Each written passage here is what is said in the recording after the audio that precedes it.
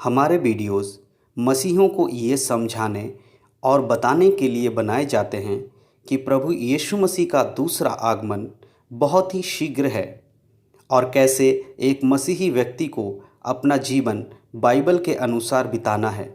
और उन लोगों के लिए भी बनाए जाते हैं जो जीवित और सच्चे परमेश्वर को खोज रहे हैं।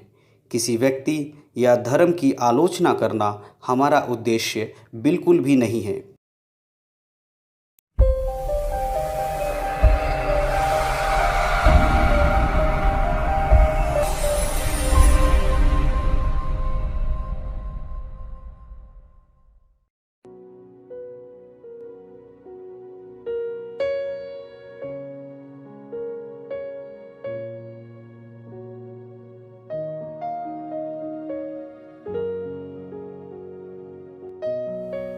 आप सभी को प्रभु यीशु मसीह के पवित्र नाम में जय मसीह की। हालेलुया। परमेश्वर के नाम की महिमा हो। मेरे प्रिय लोगों, मैं आपको बताना चाहता हूँ कि हमारा परमेश्वर कितना महान है। क्यों हमें परमेश्वर की आराधना करनी चाहिए, क्यों हमें निरंतर परमेश्वर की महिमा करनी चाहिए। देखिए प्रियो, कई बार ऐसा होता है कि मनुष्य केवल जब खुश होता है तब परमेश्वर की आराधना करता है, या कभी कभी उसके जीवन में कुछ अच्छी घटनाएं हो जाती हैं तब परमेश्वर की महिमा करता है। लेकिन अगर हम बाइबल पढ़ते हैं और हम बाइबल में एक व्यक्ति के बारे में देखते हैं, और उस व्यक्ति का नाम था दाऊद, जो इज़राइल का राजा था। अगर आप उस दाऊद के बारे में पढ़ेंगे तो आप जान सकेंगे कि दाऊद अपनी परेशानियों में भी परमेश्वर की स्तुति करता था।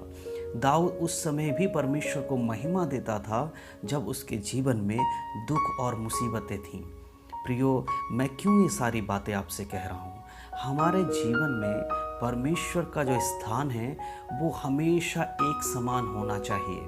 हमेशा परमेश्वर का स्थान हमारे जीवन में उत्तम रहना चाहिए। हमेशा परमेश्वर का स्थान हमारे जीवन में सबसे ऊपर रहना चाहिए। चाहे हमारे जीवन में परिस्थितियां कैसी भी क्यों ना हो जाएं, हमें कभी नहीं भूलना चाहिए कि परमेश्वर स्तुति के योग्य है, परमेश्वर आराधना के योग्य है। केवल हमारे जीवन में यदि कोई आनंद की बात हो जाए, यदि कोई खुशी की बात हो जाए, यदि कोई अच्छी बातें हमारे जीवन में आ जाए, केवल उसी समय परमेश्वर आराधना के लिए नहीं है। परमेश्वर हर समय आराधना के योग्य है। यदि हम दुख में भी होकर चलते हैं, यदि हम परेशानियों में भी होकर चलते हैं, तो भी हमें परमेश्वर की आराधना करनी चाहिए। यही हमें परमेश्वर के वचन से शिक्षा मिलती है। मेरे प्रियो, मैं क्यों दाऊद के बारे में कह रहा हूँ?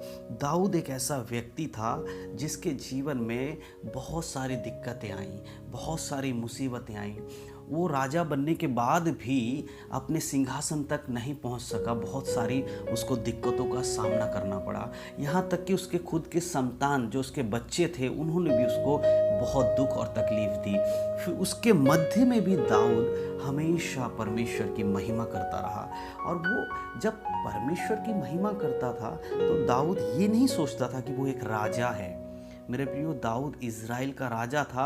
उसके बावजूद दाऊद जब परमेश्वर के लिए आराधना करता था तो भूल जाता था कि वो कौन है। वो एक आम नागरिक, आम व्यक्ति के समान परमेश्वर की आराधना करता था। हमें हमेशा ये जानना चाहिए, ये सीखना चाहिए कि परमेश्वर की आराधना कैसे करें। आप कलीसिया में जाते होंगे, आप अनेक जगहों पर परमेश्वर की आराधना करते होंगे, लेकिन सबसे महत्वपूर्ण बात है ये है, क्या आप अपने व्यक्तिगत जीवन में, अपने अकेलेपन में, अपने दुख के समय, अपनी परेशानियों के समय, अपने जीवन में आती हुई मुसीबतों के समय, क्या आप परमेश्वर की महिमा कर पाते हैं? यदि आप उस समय परमेश्वर की महिमा कर पाते हैं तो परमेश्वर आपको ज़रूर उठाकर खड़ा करेगा, क्योंकि परमेश्वर महिमा के योग्य है। उसे हर समय महिमा देने की ज़रूरत है। मेरे प्रियो, आज एक वचन जो मैं मनन कर रहा था, उस वचन से मैं आप सबसे कुछ बातें बांटना चाहता हूँ। और वो वचन है भजन संहिता 100, भजन संहिता 100। जब मैं उसको पढ़ रहा था तो मैंने उसमें कुछ ऐसी आयतों को देखा जो मुझे बहुत ही अच्छी लगी। मेरे प्रियो, उसमें सबसे पहली आयत इस प्रकार लिखी है, हे सारे पृथ्वी के लोगों, यहोवा का जय जयकार करो। देखिए यहाँ बहुत सुंदर ये वचन है, हे सारे पृथ्वी के लोगों, यहोवा का जय जयकार करो। इसका अर्थ क्या है? क्या परमेश्वर किसी एक विशेष वर्ग से बात कर रहा है? क्या परमेश्वर किसी एक जाति से बात कर रहा है? क्या परमेश्वर किसी एक धनवान व्यक्ति से बात कर रहा है? क्या परमेश्वर किसी निर्धन व्यक्ति से बात कर रहा है? या परमेश्वर किसी चंगे व्यक्ति से बात कर रहा है? या परमेश्वर किसी बीमार व्यक्ति से बात कर रहा है? यहाँ पर यदि शब्दों को हम देखते हैं, साफ साफ ये दिखाया गया है, समझाया गया है, बताया गया है कि हे सारी पृथ्वी के लोगों, यहोवा का जय जयकार करो। ये सारी पृथ्वी क्या है?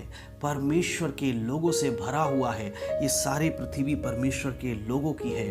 देखिए, चाहे वो व्यक्ति यीशु मसीह को जानने वाला हो या यीशु मसीह को नहीं जानता हो, ये सब के सब परमेश्वर के बनाए हुए हैं। इसीलिए परमेश्वर का यहाँ वचन कहता है, हे सारे पृथ्वी के लोगों, यहोवा का जय जयकार करो। आप चाहे किसी भी देश के रहने वाले हो सकते हैं, आप किसी भी कंट्री के रहने वाले, कहीं के भी रहने वाले हो सकते हैं, आपको हमेशा याद रखने की ज़रूरत है कि आप प्रभु यीशु मसीह और परमेश्वर यहोवा के लोग हैं। हालेलुया। ये वचन मुझे बहुत अच्छा लगा, मेरे हृदय को छुआ कि मैं अपने आप को देखता हूँ, मैं परमेश्वर का जन हूँ। उसी प्रकार परमेश्वर के लिए मैं आराधना करता हूँ, क्योंकि मैं इस पृथ्वी में जन्मा हूँ। और उसके दूसरे आयत में इस प्रकार लिखा है, आनंद से यहोवा की आराधना करो। मेरे प्रिय, यहाँ ये शब्द बड़े ध्यान से सुनने की और पढ़ने की ज़रूरत है। यहाँ दूसरे आयत में इस प्रकार लिखा है, आनंद से यहोवा की आराधना करो, जय जयकार के साथ उसके सम्मुख में आओ। इस वचन का अगर आप अध्ययन करते हैं, मनन करते हैं, तो आप देखिए क्या लिखा है इस वचन में कि आनंद के साथ, किसके साथ? आनंद के साथ यहोवा का आराधना करने की ज़रूरत है। कई बार हो सकता है आपके जीवन में दुख हो, परेशानी हो, जब आप चर्च जाते हैं, कलीसिया जाते हैं, हो सकता है आपके जीवन में ऐसी कोई मुसीबत हो कि आप बड़े दुखी हों। लेकिन वचन क्या कह रहा है? आप चाहे दुखी भी हो तो भी आप आनंद के साथ परमेश्वर की आराधना करें। हमें नहीं भूलना चाहिए एक व्यक्ति के बारे में जो नए नियम में परमेश्वर का चुना हुआ दास पौलुस के बारे में हम पढ़ते हैं। पौलुस और जिस समय बंदी गृह में था, उसके हाथों में बेड़ियां थीं, उसके पैरों में जंजीर था, उसके बावजूद पौलुस परमेश्वर की आराधना कर रहा था। मेरे प्रियो, वो घायल था, उसके शरीर पे चोट थी, वो बंदी गृह में बंद होने के बावजूद वो परमेश्वर की आराधना कर रहा था। इसीलिए कहते हैं, आनंद के साथ यहोवा के आराधना करो, ठीक है, और जय जयकार के साथ उसके सम्मुख में आओ। जब आप परमेश्वर के सम्मुख में आते हैं तो आप मुंह लटका कर ना आए। आप ये ना सोचे, ओहो मेरे जीवन में क्या हो गया है, मैं इतना दुखी हूँ, हे परमेश्वर मेरे जीवन में परेशानियाँ बढ़ती जा रही हैं। मेरे प्रियो, जब आप ऐसा नहीं कहते हैं, आप ये कहते हैं, यहोवा का जय हो, यीशु मसीह की जय हो, यीशु मसीह के नाम की महिमा हो, परमेश्वर के नाम की महिमा हो, पवित्र आत्मा के नाम की महिमा हो, तब आपके जीवन से सारी परेशानियां निकल जाती हैं। यही कारण है कि मनुष्य हमेशा दुखी रहता है और अपने अंदर एक संतुष्टि को नहीं प्राप्त करता, क्योंकि वो हृदय से परमेश्वर की आराधना नहीं कर पाता। हृदय से आराधना का अर्थ होता है जब आप परेशानी में भी हो, आपके हृदय में कोई दुख की बात है, तब भी आप परमेश्वर को महिमा दे रहे हैं। वो है हृदय से परमेश्वर की आराधना करना। तो अब से जब भी आप आराधना करें, ये ध्यान रखें कि आप चाहे किसी भी परिस्थिति में हो, ये ना भूलें कि आपकी परेशानियों से बढ़कर है परमेश्वर, आपकी परेशानियों से ऊपर है परमेश्वर। आपका परमेश्वर इतना महान है कि वो आपके जीवन में परेशानियों को रहने नहीं देगा, यदि आप आनंद के साथ उसके सम्मुख में आओगे। और भजन संहिता 100 के 3 आयत में इस प्रकार लिखा है, निश्चय जानो कि यहोवा ही परमेश्वर है। देखिए, यहाँ पर एक वार्निंग दी गई है, एक चेतावनी के साथ आपको बताया जा रहा है कि ये निश्चय जान लो कि परमेश्वर जो है, यहोवा जो है, वही आपका परमेश्वर है और दूसरा कोई नहीं है। उसी ने हम सबको बनाया और हम उसी के ही हैं। देखिए, यहाँ वचन कहता है, निश्चय जानो कि परमेश्वर यहोवा जो है वो परमेश्वर है, ये आपको निश्चय होना चाहिए। दूसरी बात, उसी ने ही हम सबको बनाया है और हम सब उसी के ही हैं, ये आपको निश्चय होना चाहिए। जब आपके जीवन में ये निश्चय हो जाता है कि परमेश्वर जो है वो यहोवा ही है और वही है जिसने हम सबको बनाया, तब आप हृदय से परमेश्वर की आराधना करने पाएंगे।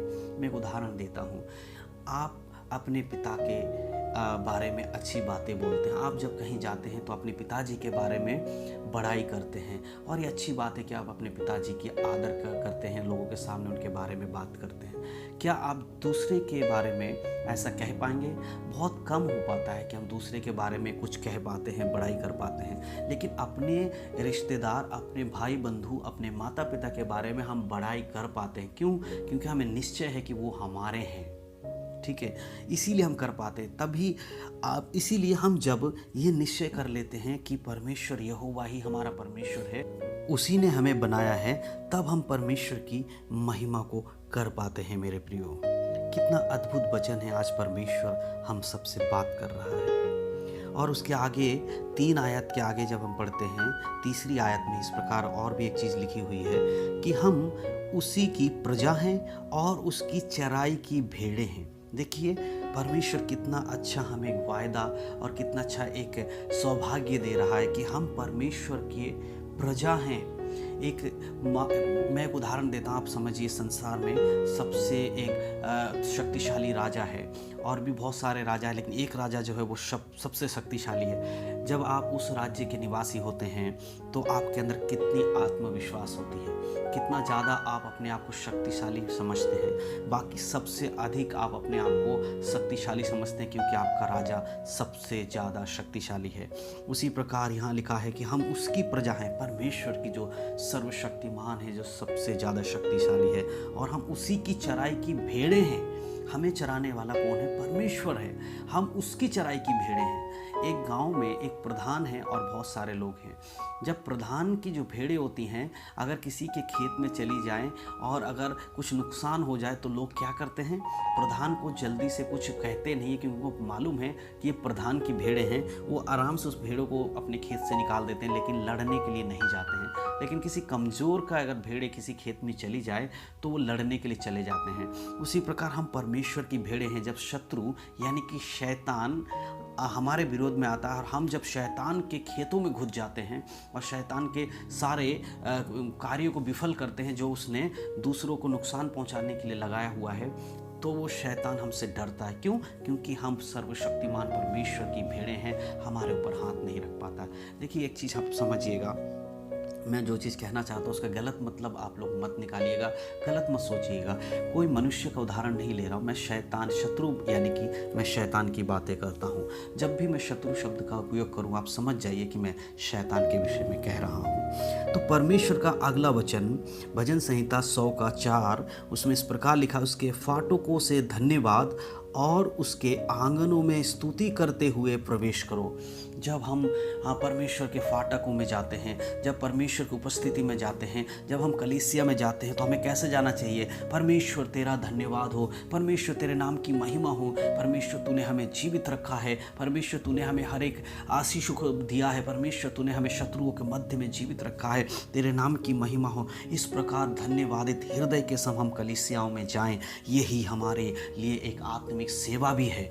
प्रियो, इसे समझना बहुत ज़रूरी है। आज बहुत से मसीह लोग इसको नहीं समझते हैं। वो कलीसियाओं में जाते हैं, रोते हुए जाते हैं, गिड़गड़ाते, परमेश्वर का धन्यवाद नहीं करना चाहते, अपनी परेशानियों को ही रखते हैं, केवल परेशान अपने ओर खींचने वाली चीज़ों से प्रार्थना करते हैं। परमेश्वर मुझे ये चाहिए, परमेश्वर मुझे वो चाहिए, परमेश्वर मेरे जीवन में दुख है, परमेश्वर मेरे जीवन में परेशानी है। मेरे प्रियो, मैं आपको बताना चाहता हूँ, परमेश्वर को मालूम है कि आपके जीवन में दुख और परेशानी है। परमेश्वर जानता है, आपको बताने की ज़रूरत नहीं है कि आपके जीवन में क्या दिक्कत है, क्या परेशानी है। यदि आप सच्चे हृदय के साथ परमेश्वर का आराधना करते हैं तो परमेश्वर आपके जीवन से उन दुखों को निकाल देगा। आप धन्यवाद दें और परमेश्वर से कहें, परमेश्वर चाहे कुछ भी हो मेरे जीवन में, चाहे कुछ भी परेशानी आ जाए, मैं तेरा धन्यवाद करना नहीं छोड़ूंगा। तब देखिए आपके जीवन से दुख मुसीबतें कैसे निकल जाती हैं। मैं ये नहीं कह रहा हूँ कि आप परमेश्वर के सम्मुख में अपनी पीड़ाओं को ना रखें, बिल्कुल रखें, लेकिन अपने अंदर परमेश्वर के प्रति धन्यवादित हृदय हमेशा बनाए रखें। हालेलुया, परमेश्वर के नाम की महिमा हो। और उसके आगे इस प्रकार लिखा, उसका धन्यवाद करो, उसके नाम को धन्य कहो। उसका धन्यवाद करो। क्यों उसका धन्यवाद करना है? देखिए मेरे प्रियो, जब मनुष्य पापी था, जिस समय मनुष्य पाप में लिप्त था, उस समय परमेश्वर ने अपने इकलौते पुत्र प्रभु यीशु मसीह को संसार में भेजा ताकि उसके द्वारा हमारा और आपका उद्धार हो सके। इसलिए परमेश्वर का धन्यवाद करो, उसके नाम की महिमा करो, उसके नाम को धन्य कहो। क्यों उसके नाम को धन्य कहो? क्योंकि एक ही नाम है स्वर्ग और पृथ्वी में, और पृथ्वी के नीचे एक ही नाम दिया गया है जिसके द्वारा मनुष्य का उद्धार होता है, और वो नाम है प्रभु यीशु मसीह का नाम। इसीलिए उसके नाम की महिमा करो, उसके नाम का धन्यवाद करो, उसके नाम को धन्य कहो, क्योंकि उससे बड़ा और कोई नाम इस संसार में नहीं दिया गया है, ना ही है और ना ही होगा और ना ही कभी आएगा। इसीलिए परमेश्वर के नाम को धन्य कहो। परमेश्वर का आगमन बहुत शीघ्र है। हम परमेश्वर के वचन को जब पढ़ते हैं, प्रभु यीशु मसीह के दूसरा आगमन बहुत ही निकट है मेरे प्रियो। सारी भविष्यवाणियाँ पूरी हो रही हैं।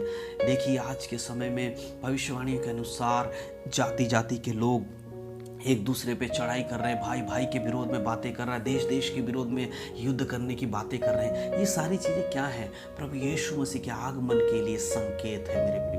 इसीलिए इन चीज़ों को समझे और परमेश्वर के प्रति धन्यवादित हो जाए। डरे परमेश्वर से, क्योंकि उस न्याय सिंहासन के सामने आपका और हमारा न्याय किया जाएगा। कोई नहीं बचेगा, हर एक घुटना टिकेगा, हर एक जुबान अंगीकार करेगी कि प्रभु यीशु ही परमेश्वर का इकलौता पुत्र है, वही प्रभु है। इसीलिए अपने आप को तैयार करें।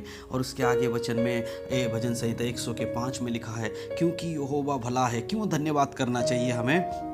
क्योंकि वो भला है और उसकी करुणा सदा के लिए है। देखिए परमेश्वर जो है, यहोवा जो है, वो भला है। भजन संहिता में जो वचन मैं पढ़ रहा हूँ, इसका मतलब समझिए आप। परमेश्वर भला है। उसकी भलाई कैसे प्रकट होती है?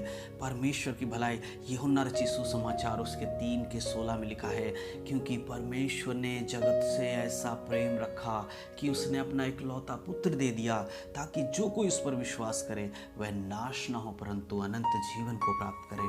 ये परमेश्वर कितना भला है कि उसने मनुष्य के पाप के लिए, हमारे पापों के लिए अपने इकलौते पुत्र प्रभु यीशु मसीह को दे दिया। उसने अपने पास अपने पुत्र को भी नहीं रखा, हमारे लिए दे दिया। वो कितना भला, इससे ज़्यादा भलाई और क्या होगी? कोई पिता अपने पुत्र को दूसरों के लिए दे दे। कोई पिता अपने पुत्र को बलि इसलिए चढ़ा दे कि उसके बलि चढ़ाने से किसी दूसरे का फायदा हो, इसलिए पिता अपने पुत्र को दे दे। इससे भला और क्या होगा इस संसार में? आप समझिए मेरे प्रियो। उसकी करुणा सदा की है।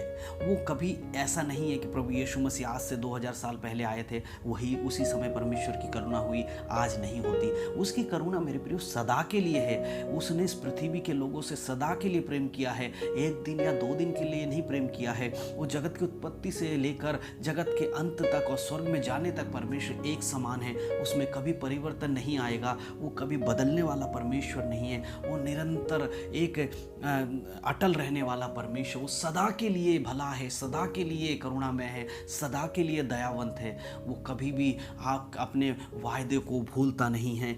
मनुष्य अपने वायदे को भूल जाता है, परमेश्वर अपने वायदे को नहीं भूलता है। और उसके आगे लिखा है, उसकी सच्चाई पीढ़ी से पीढ़ी तक बनी रहती है। मेरे प्रियो, एक चीज आप देखिए कि परमेश्वर की जो सच्चाई है पीढ़ियों से पीढ़ी तक बनी रहती है। आज यदि आप परमेश्वर पे विश्वास करते हैं तो इसका अर्थ ये नहीं है कि परमेश्वर ने आपके साथ जो वाचा बांधी वो आप तक ही खत्म हो जाएगी। नहीं, परमेश्वर ने जो वाचा बांधी है वो आपकी पीढ़ियों के लिए भी होगा। परमेश्वर ने अब्राहम से किया हुआ वायदा उसके पुत्रों के पीढ़ी तक चलता चला गया। अब्राहम को परमेश्वर ने बड़ी जाति देने का वायदा किया और परमेश्वर ने ऐसा किया और उसने इज़राइल का पूरा गोत्र दिया। परमेश्वर ने इज़राइलियों को अपना संतान होने का अधिकार दिया, उन्हें बनाया, उन्हें अपने निज प्रजा करके चुन लिया।